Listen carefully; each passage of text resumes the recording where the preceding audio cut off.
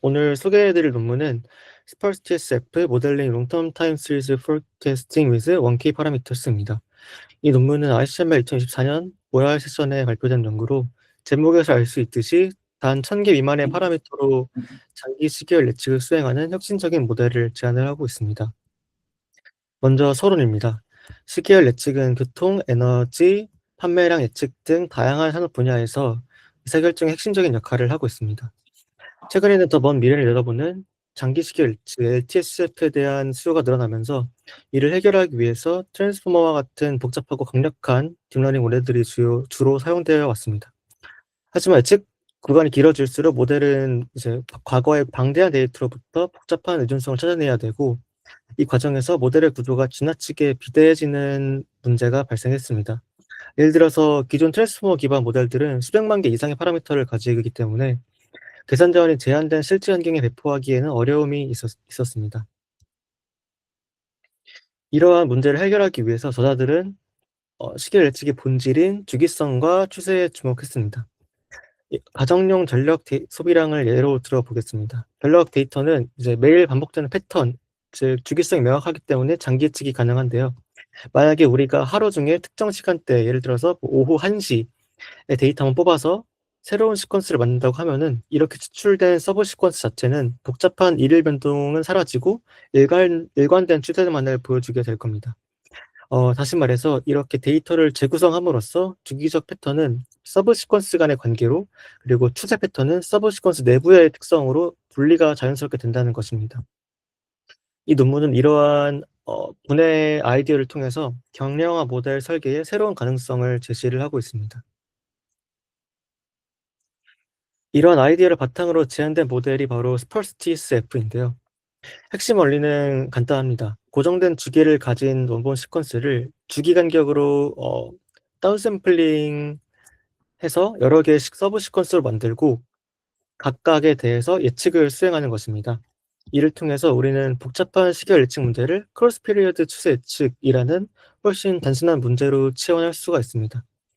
이 방법의 가장 큰 장점은 데이터의 주기성과 추세를 효과적으로 분리해서 모델이 추세 예측에만 집중할 수 있고, 무엇보다 파라미터 수를 극적으로 줄일 수 있다는 점입니다.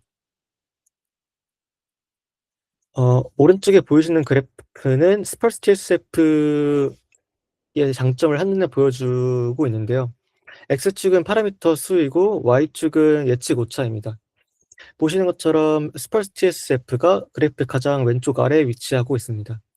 이것은 단 1000개 미만의 파라미터만으로도 수천만 개의 파라미터를 가진 패치TST나 아이트랜스포머 같은 소타 모델들과 대등하거나 더 뛰어난 성능을 낸다는 것을 의미합니다. 이것은 기존 모델 대비해서 10배에서 최대 10,000배 정도까지도 더 가벼운 규모라고 할 수 있습니다. 또한 이러한 경량성에도 불구하고 데이터가 적거나 품질이 낮은 환경에서도 뛰어난 일반화 성능을 보장한다고 말하고 있습니다. 다음으로 관련 연구 흐름을 살펴보도록 하겠습니다.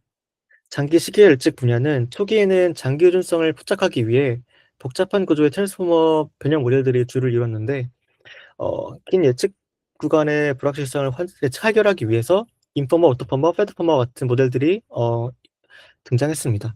최근에는 패치 TST처럼 복잡한 구조 변경 없이도 데이터를 패치 단위로 처리하는 것만으로도 트랜스포머가 더 강력한 성능을 낼 수 있다라는 것이 입증되기도 했습니다. 그런데 이러한 트랜스포머 기반 거대 모델들의 연산 비용 문제가 대두되면서 최근의 연구 트렌드 자체가 구조는 단순하면서도 성능은 강력한 경량화 모델로 이동하고 있습니다. 대표적으로 디리니어가 있는데, 디리니어는 아주 단순한 선형 모델로 시계열의 주기적 의존성을 충분히 잘 학습할 수 있다는 것을 증명했고, 이후에 라이트 TS, TID와 같은 모델들이 어, 이러한 경량화 모델들이 나오게 됩니다. 특히나 최근에 발표된 FITS 모델은, 여기서 FITS가 Frequency Interpolation Time Series인데, 주파수를 활용하는 모델을 의미를 하는데요. 이러한 모델들이 주파수 도메인 변화를 통해서 파라미터 수를 약 10,000개 수준까지 줄이면서 큰 주목을 받았습니다. 그런데 오늘 소개하는 스펄스 TSF는 이 경량화 설계를 극한까지 밀어붙여서 어, FITS보다 더 나아가서 파라미터 수를 1000개 미만으로 줄인 최초의 극단적인 경량화 모델이라고 할 수 있습니다. 어 지금부터는 방법론에 대해서 설명하도록 하겠습니다. 일단 장기 시계 엣지 같은 경우에는 입력 길이와 출력 길이가 점점 길어질수록 모델의 복잡도 파라미터 수가 급증하는 문제가 발생하는 그러한 태스크라고 할 수가 있는데요. 이러한 문제를 다루고 있는 모델이고, 그리고 이 스파스 TSF는 채널 독립 전략을 사용을 하고 있습니다. 최근에는 디리니어도 이러한 채널 독립을 활용을 했는데, 원래는 다별량 데이터를 다룰 때 변수 간의 관계를 모델링 해 가지고 성능을 높이는데, 그렇게 하지 않고 각 변수를 독립적인 단별량 시계열로 취급을 해 가지고 어 각 개별 시계열 내 장기 균성에 더 집중하는 방식을 활용을 하고 있습니다. 이렇게 함으로써 파라미터 수도 줄이고 이제 성능을 더 높인다고 말을 하고 있습니다. 이렇게 간단하게 스파스 TSF의 구조를 요약할 수가 있습니다. 데이터가 상수 주기, 그러니까 고정된 주기를 가지고 있다고 가정을 하고 크로스 피리어드 스펄스 포recasting 기법을 제안을 하고 있습니다. 먼저 어그리게이팅과 다운샘플링 한 다음에 이 다운샘플링된 시계열을 포recasting하고 다시 업샘플링하는 방식으로 진행을 하고 있고요. 뒤에 더 자세하게 설명을 하도록 하겠습니다. 일단은 첫 번째로 슬라이딩 어그리게이션을 진행을 합니다. 이 슬라이딩 어그리게이션은 정보 손실이랑 이상치 방지를 목적으로 진행되는 과정인데요. 여기 첫 번째로 보이시는 이 수직이 이 슬라이딩 어그리게이션을 요약하고 있습니다. 먼저 단순 다운샘플링을 진행을 하면은 정보 손실이나 예상치 민감성 문제가 발생을 하는데요. 이를 해결하기 위해서 컨볼루션으로 주변 정보를 집계를 해 가지고 어 가중 평균과 유사한 효과를 내서 이상치 영향을 완화를 하고 있다고 말을 하고 있습니다. 그렇게 한 다음에 크로스 피리어드 스펄스 포캐스팅, 이 스펄스 TSF의 핵심 메커니즘을 진행을 하게 되는데, 다운 샘플링 진행을 합니다. 먼저 주기 W를 알고 있다고 가정할 때 원본 시퀀스를 W 간격으로 샘플링해서 W의 서브 시퀀스로 변화를 하게 됩니다. 예를 들면은 일주일 동안의 데이터가 있다고 할 때 오후 1 시, 오후 2 시, 오후 3시 이런 식으로 각각을 뽑아서 오후 1시 서브 시퀀스, 오후 2시 서브 시퀀스 이런 식으로 24 개가 만들어진다, 이렇게 생각하시면 되고, 그렇게 되면 이렇게 어 변환이 돼 가지고 서브 시퀀스가 여러 개 만들어지는 모습을 이렇게 볼 수가 있고요. 이 각각의 서브 시퀀스를 리니어 레이어에 넣어서 각각을 예측을 한 다음에 다시 업샘플링을 통해서 이렇게 재구성을 해 가지고 최종 예측을 만들어 냅니다. 간단한 구조이고요. 네, 그래서 이렇게 업샘플링을 해 가지고 원래대로 조합을 해서 최종 길이 H의 예측 시퀀스를 생성을 하고요. 그리고 인스턴스 정결을 이 과정에서 사용을 합니다. 학습 데이터와 테스트 데이터 간에는 분포 변화가 존재를 하는데, 이것을 완화하기 위해서 기존에는 RFIN 같은 경우에는 대표적인 인스턴스 정결 방식 RFIN 같은 경우에는 평균을 빼고 표준 편차도 나눠 주고 이렇게 했었는데, 여기서는 표준 편차 나눠 주는 과정을 생략을 하고 평균을 빼는 과정만 진행을 하고 있습니다. 그래서 이거 스파르 TSF가 상당히 간단한 구조라서 이거를 코드로도 이제 얼마나 간단한지 보여주려고 가져왔는데요. 맨 처음에 이 노멀라이제이션 펄뮤트 과정에서 이제 시퀀스 민이 이제 이 정교화를 위해서 인스턴스 정교화를 위해서 빼주는 과정이고요. 이렇게 X 빼기 SQ 민으로 빼주고 추후에 이제 마지막에 더해주는 모습을 볼 수가 있고, 어그리게이션하고 다운 샘플링하고 예측을 한 다음에 업샘플링하는, 이렇게 상당히 간단한 구조로 만들어져 있습니다. 그리고 이런 방법론 자체에 대해서 이론적인 분석이 들어갔는데요.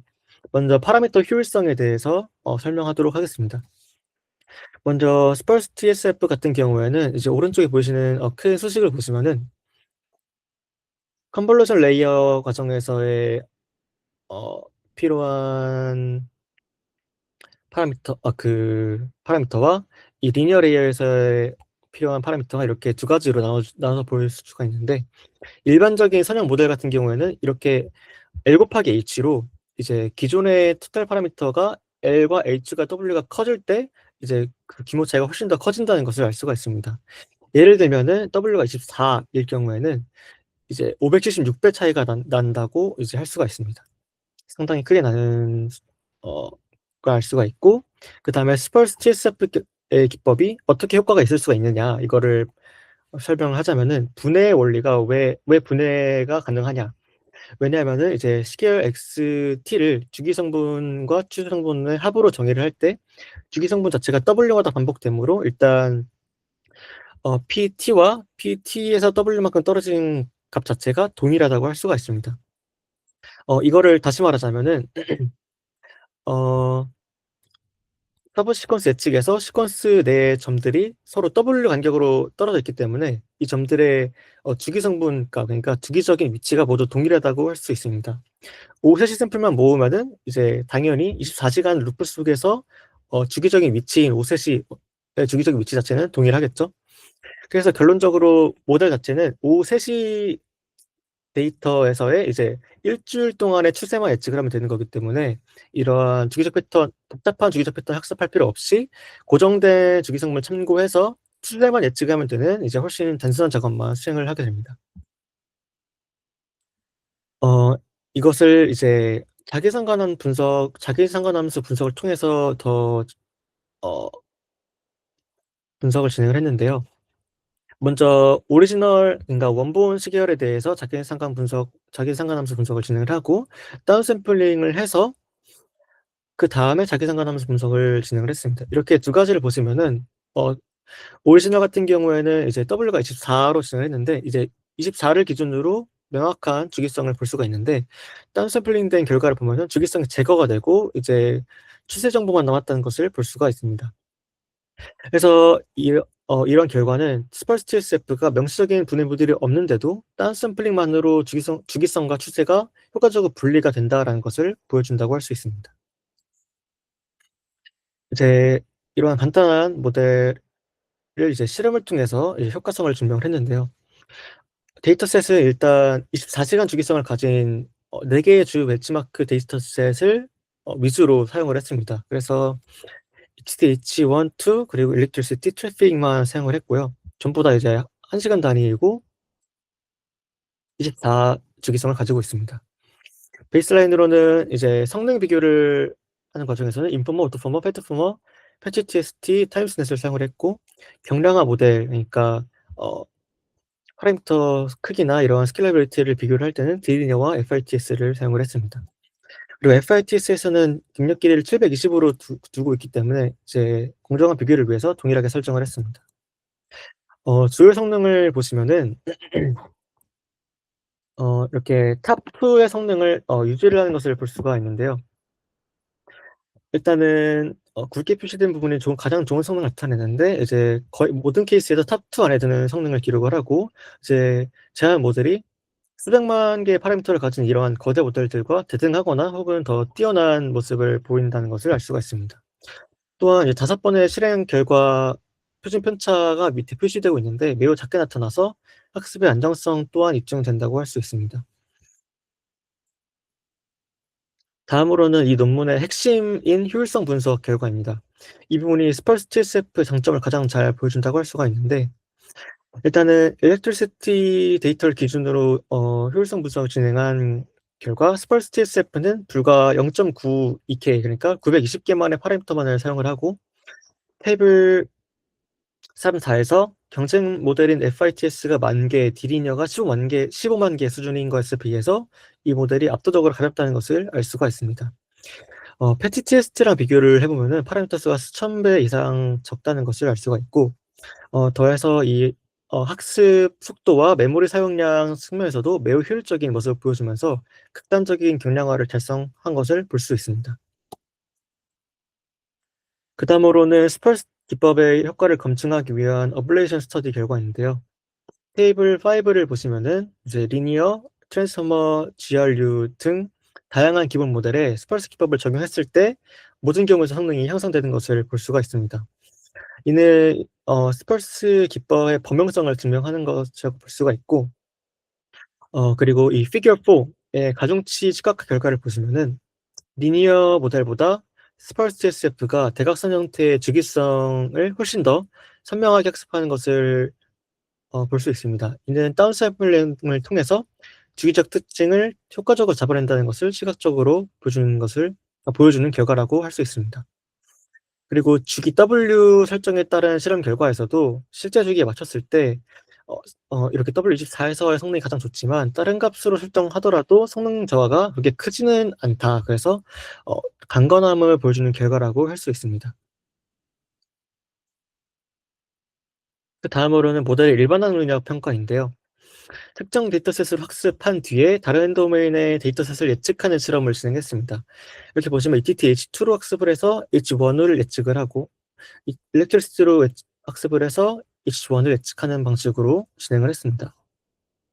표를 보시면은 스펄스 TSF는 타깃 도메인에서 직접 학습한 모델들과 비교해도 손색 없는 성능을 보여주는데, 이는 모델이 단순히 훈련 데이터를 외우는 것이 아니라 시계열 데이터의 본질적인 추세와 주기성을 학습했기 때문이라고 말을 하고 있습니다. 따라서 데이터가 부족하거나 품질이 낮은 환경에서도 충분히 활용 가능하다라는 점을 시사하고 있습니다.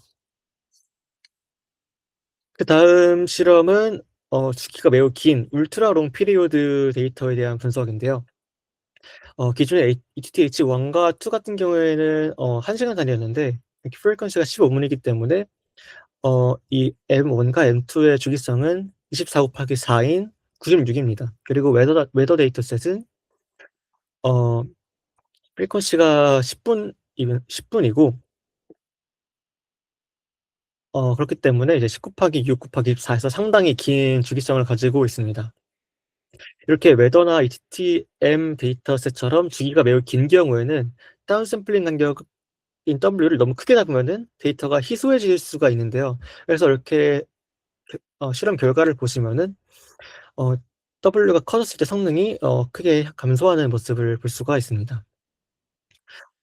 이러한 경우에는 W를 오히려 더 작게 설정을 해 가지고 이 연결 자체를 좀 밀집시키는 것이 성능에 유리하다는 것을 확인할 수가 있습니다. 이를 통해서 초장기 주기 데이터에서도 스파르스 TSF가 여전히 경쟁력 있는 성능을 유지할 수 있다라는 것을 여기서 볼 수가 있습니다. 마지막으로 결론 부분인데요. 본 논문은 크로스 피리어드 스펄스 포캐스팅 기술을 제안을 하고 이를 기반으로 스펄스 TSF 최경량 모델을 소개했습니다.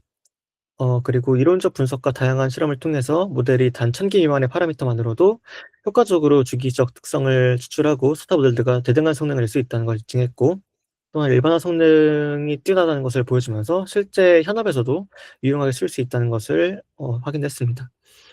향후 연구에서는 이제 초장기 주기 어 데이터에서도 특징을 더 잘 추출할 수 있도록 모델을 개선하고 성능과 효율성 사이의 균형을 찾는 연구를 지속할 계획이라고 합니다. 이상으로 발표를 마치겠습니다. 네, 감사합니다.